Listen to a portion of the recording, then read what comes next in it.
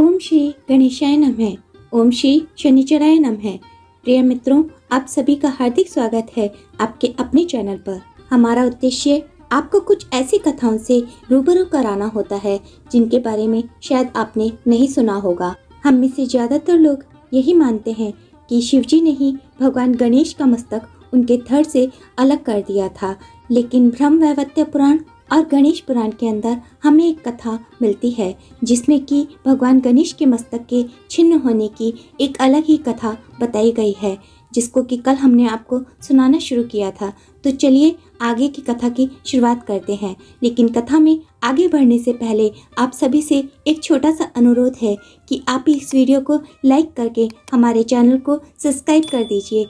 इसमें आपका तो 2 से 3 सेकंड का समय ही लगेगा, लेकिन इससे हमारा चैनल जीवन गति पाएगा और सनातन के लिए किया जा रहा हमारा प्रयास अधिक लोगों तक पहुंच सकेगा। तो हम आपसे इतनी अपेक्षा तो कर ही सकते हैं। अब आइए कथा पर वापस लौटते हैं। शनिदेव ने माता पार्वती से कहना शुरू किया, अब आप एक अत्यंत गोपनीय और महत्वपूर्ण इतिहास सुनिए। यद्यपि वह न कहने योग्य इतिहास माता के समक्ष लज्जाजनक भी है, तो भी उसे कहना होगा।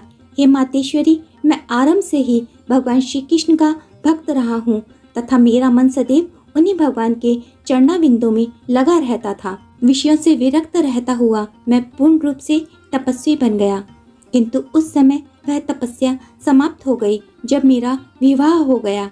तभी एक सखी बीच में ही बोल उठी, विवाह होने पर तो तपस्या का भंग होना स्वाभाविक ही था, सभी की यही दशा होती है, तब तुम्हारी बात में क्या विशेषता है? शनिदेव ने कहा, विशेषता है तभी तो कह रहा हूँ, उस विशेषता पर भी ध्यान दो। मेरा विवाह चित्ररथ की अत्यंत सुंदरी तेजस्वी कन्या से हुआ था। वह सती भी निरंतर तपस्या में लगी रहती। एक बार जब वह ऋतु स्नानता हुई तब उसने 16 श्रृंगार किए। उस समय वह दिव्य अलंकारों से विभूषित और अत्यंत शोभामयी लग रही थी। उसके रूप और श्रृंगार दोनों ने मिलकर सोने में सुहागे का ही कार्य किया था। उस समय उसका रूप मुनियों को भी मोहित कर लेने वाला बन गया। रात्रि होने पर वह मेरे पास उपस्थित हुई। मैं भगवान श्री कृष्ण के ध्यान में तल्लीन था, इसलिए उसके आगमन पर भी मैंने ध्यान ना दिया, किंतु वह तो मंदावती हो रही थी। कुछ तीखे स्वर में बोली, स्वामी मेरी ओर देखो तो सही, किंतु मैंने उसकी ओर कुछ भी ध्यान न दिया। वह अपने चंचल नेत्रों से देख रही थी, किंतु मेरी तल्लीनता भंग न हो पाई। उसने अपने प्रयास को असफल देखा तो क्रोधित हो गई, क्योंकि उसका ऋतुकाल व्यर्थ हो रहा था। क्रोध में भी उसने मुझे चैतन्य करने का भरसक प्रयत्न किया था।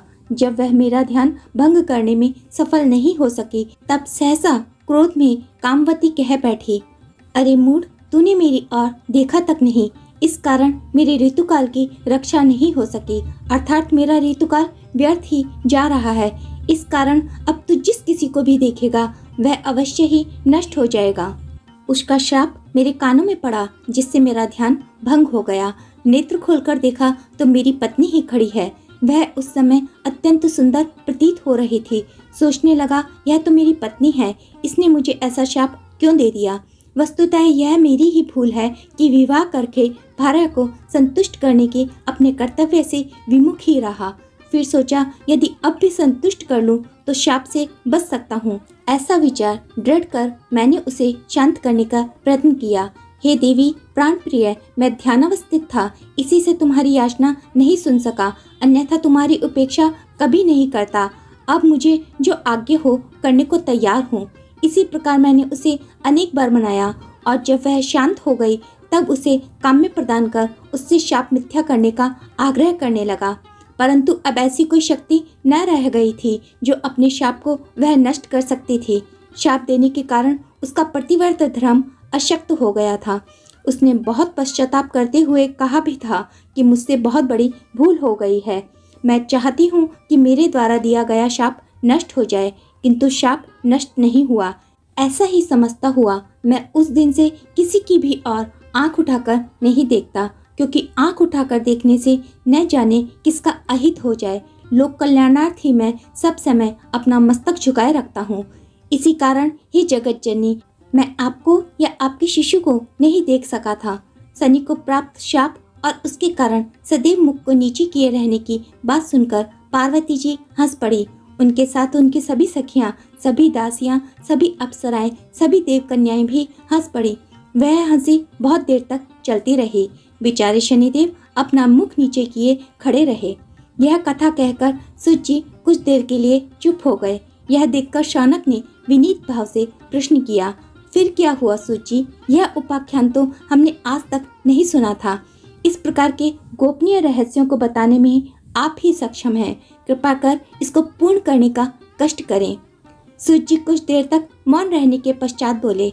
शौनक बहुत देर तक हंसने के बाद माता पार्वती ने भगवान श्री हरि का स्मरण किया और फिर बोली, गृहेश्वर, तुम्हें जो शाप मिला है उसका नाश तो नहीं हो सकता, इसलिए जो परिणाम मिलता हो उसके लिए तैयार रहना आवश्यक है।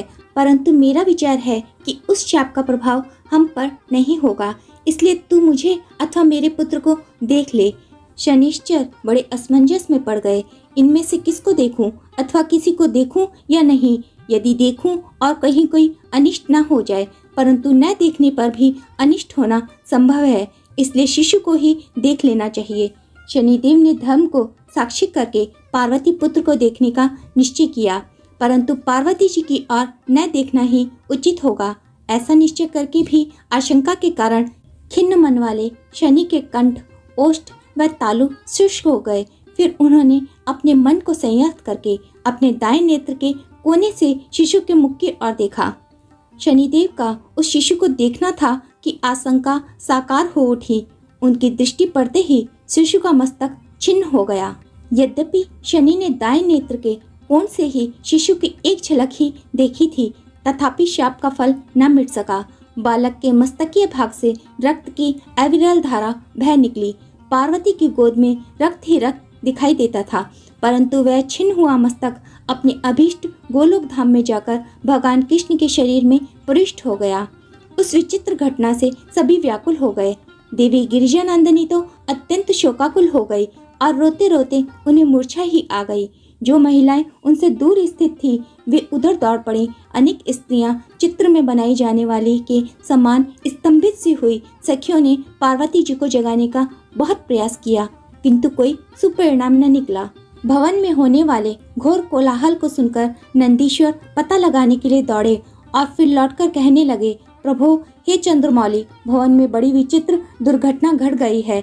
शिशु के दर्शनार्थ आए हुए शनि ने जो ही बालक के दर्शन किए, त्यों ही उसका मस्तक छिन्न होकर उड़ गया। बेचारा शनिश्चर दीनहीन हुआ सिर झुकाए वहीं खड़ा है।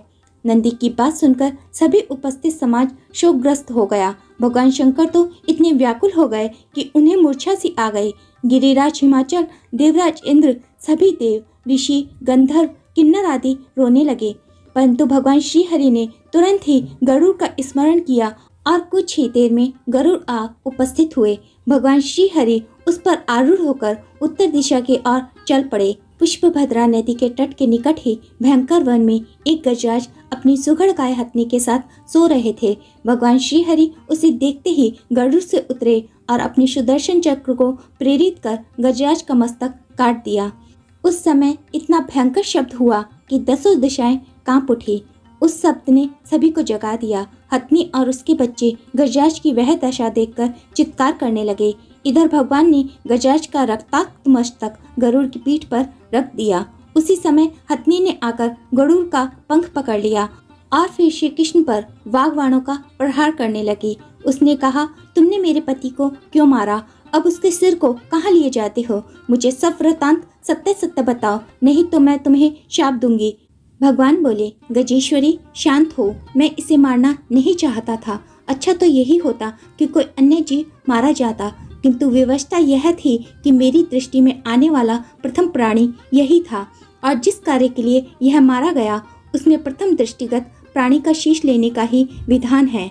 हथनी ने उत्कंठा से पूछा, किंतु तुम्हें किसी प्रथम प्राणी के मस्तक की ही आवश्यकता क्यों हुई? यदि इसका कोई यथार्थ कारण न बता सकोगे तो मैं तुम्हें शाप देकर ही नष्ट कर डालूंगी, इसलिए मेरे प्रश्न का उत्तर तुरंत दो।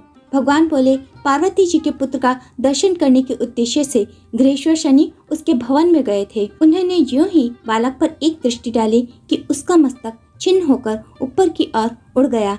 इसके फलस्वरूप जगत जननी पुत्र योग के शोक में मूर्छित पड़ी हैं। हथिनी बोली, तो यह कौन सा न्याय है कि एक शिशु की प्राण रक्षा के लिए निरपराध गजराज की ही हत्या कर दी जाए। सिर उड़ाना था तो शनिचर का ही उड़ाते, क्योंकि वह दुष्ट सदैव ही लोक विरुद्ध कार्य ही करता रहता है। विष्णु भगवान बोले, देवी, शनिचर भगवान श्री कृष्ण का परम भक्त अमर और अजय है। उसका मारा जाना किसी प्रकार संभव ही नहीं था। फिर वह तो संसार के कल्याणार्थ सदैव गतिशील रहता है। बेचारा एक क्षण को भी तो कहीं विश्राम नहीं कर पाता। हथनी बोली, संभव है ऐसा हो, पर तुम मेरे पति को किसी भी प्रकार से जीवित कर दो। यदि ऐसा ना करोगे तो अब मैं धर्म अधर्म कुछ भी न देखकर तुम्हें शाप दे दूंगी। भगवान ने कहा, हे देवी, किसी मरे हुए जीव को मैं कैसे जीवन दान दे सकता हूँ। तुम अपनी हट छोड़कर इसके बदले में मुझसे चाहे जो कुछ मांग लो वही दूंगा। हथनी को भगवान श्री हरि के इस तर्क में सत्यता न लगी। उसने कहा, हे देव, तुमने ही उसे मारा है तो तुम ही उसे जीवन दान दे सकते हो। यदि तुम किसी को जीवन प्रदान नहीं कर सकते तो उसके प्राण लेने का भी तुम्हें क्या अधिकार था। कहते हैं कि देवतागण तो किसी का सिर काटने पर किसी अन्य का सिर लगाकर जीवित कर देते हैं। मैं समझती हूँ मेरे पति का सिर भी तुम इसी कार्य के लिए ले जा रहे होगे। श्री हरि बोले, तुम यथार्थ कहती हो देवी। वस्तुतः किसी के प्राण लेने का अधिकार उसी को होना चाहिए जो उसे पुनः जीवन भी प्रदान कर सके। अच्छा, तो मैं भी तुम्हें निराश नहीं होने दूंगा। किसी अन्य देहधारी के मस्तक की खोज करता हूँ, उसे तुम्हारे पति के धड़ पर लगा दूंगा। हथिनी ने हथ किया, तो फिर मेरे पति का मस्तक ही इस धड़ पर लगा दो।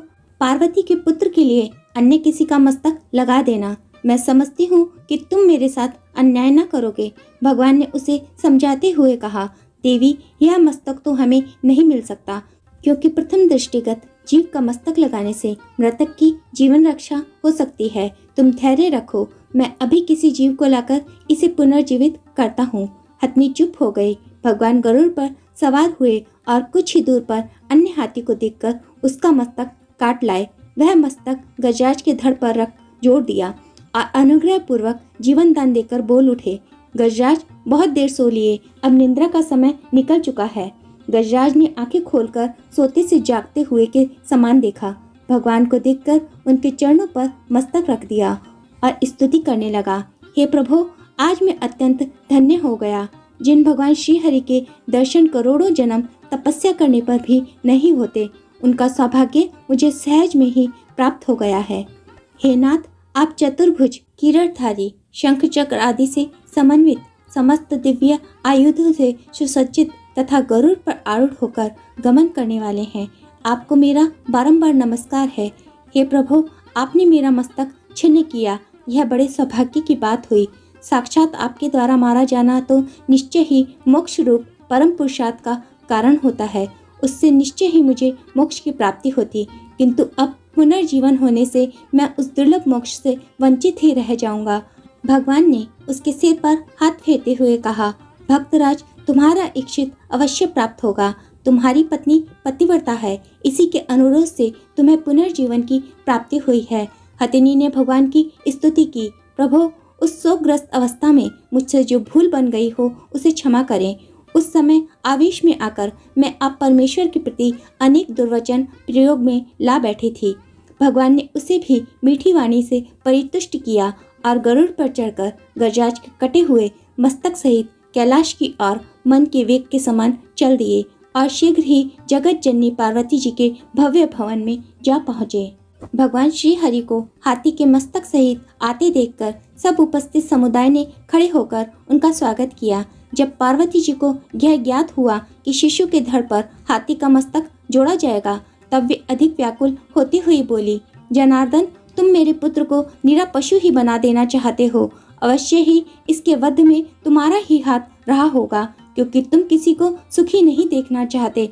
मेरे शिशु होने के समाचार से तुम्हें यह भय हुआ होगा कि कहीं बड़ा होकर यह मेरी पदवी न छीन ले, इसलिए शनिचर को साथ लेकर यहाँ आ गए। फिर हमें अनुग्रहता बनाने की दृष्टि से हाथी का मस्तक ले आए, जिससे कि मेरा पुत्र पशु और महामूर्ख बना रहे। कहो, तुम्हारी चाल यही थी ना, जो प्राय सफल हो गई।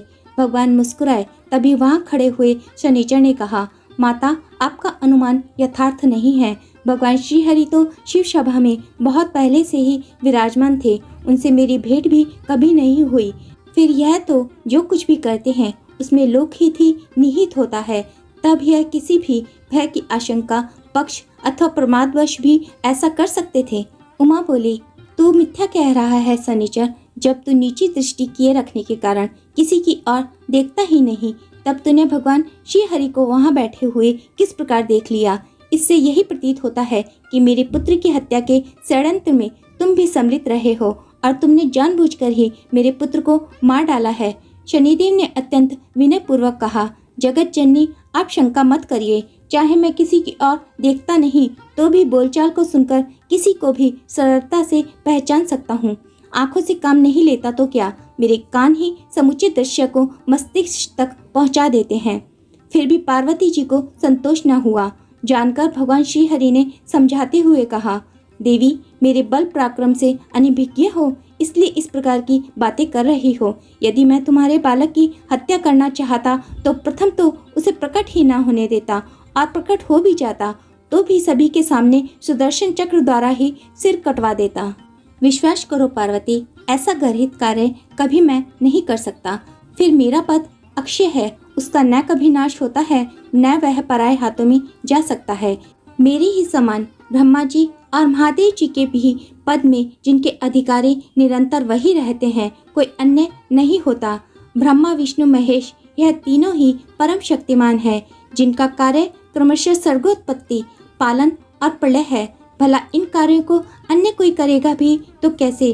तुम्हारी अन्य आशंका यह है कि पुत्र के धड़ पर हाथी का मस्तक लग गया तो उसकी सुंदरता नष्ट हो जाएगी, वह कुरूप और मूर्ख बन जाएगा, इसलिए सभी उसका तिरस्कार करेंगे। तो तुम्हारी शंका निर्मूल सी है। जब तुम्हारे पुत्र के धड़ पर हाथी का मस्तक लग जाएगा तब तो वह अत्यंत दिव्य और भव्य प्रतीत होगा। उसकी सुंदरता अद्वितीय एवं दर्शनीय होगी। बस ऐसा लगेगा कि कभी यह रूप देखा ही नहीं। उसका रूप अत्यंत मनोहर रहने के साथ ही उसमें अद्भुत बुद्धि रहेगी। सुर, असुर, यक्ष, किन्नर, गंधर्व, नाग एवं मनुष्य आदि में भी कोई भी इसके जैसा बुद्धिमान न होगा। इसमें लोकोपकार करने की भी प्रबल शक्ति और सुमति होगी। जब लोग इनकी महिमा को समझ जाएगा तब इससे विद्या बुद्धि की याचना करेगा। यह अपने भक्तों को सदैव संतुष्ट करेगा और प्रथम पूजा का अधिकारी होगा। भगवान श्री हरि के तर्क संगत वचन सुनकर पार्वती जी चुप हो गई। उन्होंने उत्तर नहीं दिया क्योंकि उनका मन अभी शांत नहीं हुआ था। भगवान ने उनका उत्तर प्राप्त हुए बिना ही हाथी के मस्तक को शुद्ध जल से स्वच्छ करके शिशु के धड़ पर रख दिया। इससे उसमें प्राणों का संचार हुआ और नेत्र खुल गए। गजमुख हुआ बालक चारों ओर आंखें चलाता हुआ देखने लगा। सभी उपस्थित नर नारी प्रसन्न होकर गजानन भगवान की जय बोलने लगे। मन से या बेमन से माता को भी हर्ष व्यक्त करना पड़ा। उनके स्तनों में दूध उतर आया तो वे गजमुख को गोद में लेकर स्तनपान कराने लगे, परंतु पार्वती की चित्त में उसके प्रति अधिक स्नेह जागृत न हुआ जानकर भगवान श्री हरि उन्हें पुनः समझाने लगे। चतुरानन, ब्रह्मा जी से कीट पर्यंत यह संपूर्ण विश्व अपने ही कर्मानुसार भोगों को प्राप्त होता है। हे शिवे, आप तो स्वयं ही इस जगत के लिए बुद्धि स्वरूपा हो, अतः आप किस तथ्य से अनभिज्ञ हैं, अर्थात सभी कुछ जानते हैं। अपने अपने कर्मानुसार प्राणियों को सैकड़ों कल्प पर्यंत भोग भोगना पड़ सकता है और इसी कारण शुभ अशुभ कर्मों के वशीभूत हुए प्राणी प्रत्येक योनि के भोगों को निरंतर प्राप्त करते रहते हैं। हे सती, यह कर्म फल का भोग ही है जो इंद्र को भी कभी कभी कीट योनि में जन्म लेना होता है तथा कभी कभी अत्यंत तपस्वी पुरुष भी अपने शुभ कर्मों के कारण इंद्र पद प्राप्त कर लेता है।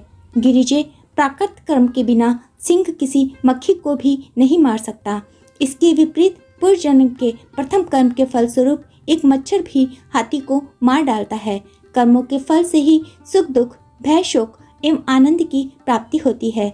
शुभ कर्मों के फलस्वरूप सुख और हर्ष की तथा अशुभ कर्मों के फलस्वरूप दुख शोकादि की प्राप्ति होती है। कर्मों के शुभ फल के उपार्जनार्थ भारत देश अत्यंत योग्य एवं पुण्य क्षेत्र है, अर्थात इस देश की भूमि पर कर्म करने का फल शीघ्र ही उत्पन्न हो जाता है।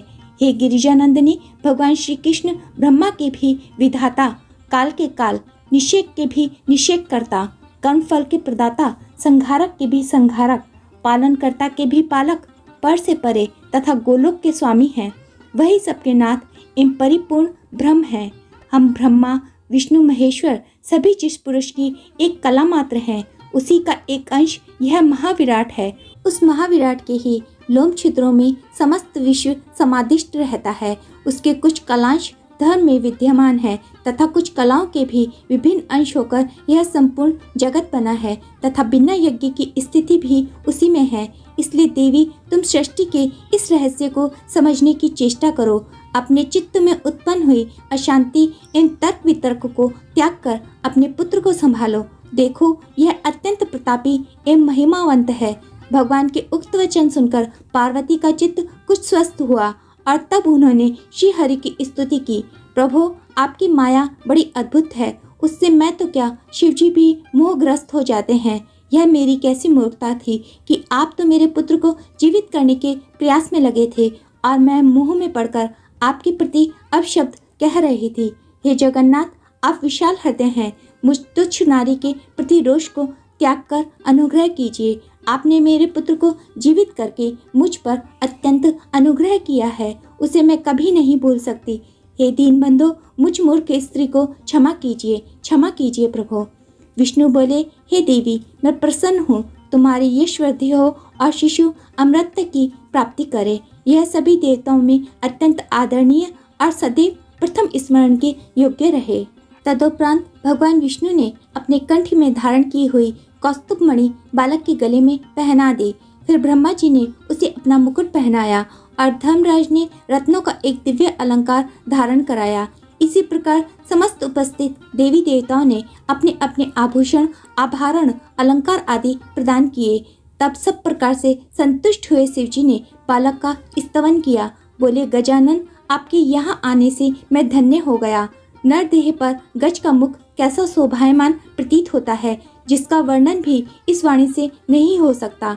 इस पर सभी देवताओं ने आभूषण आदि के रूप में तुम्हें शक्ति प्रदान की है, इसलिए तुम सदैव विजयी रहोगे।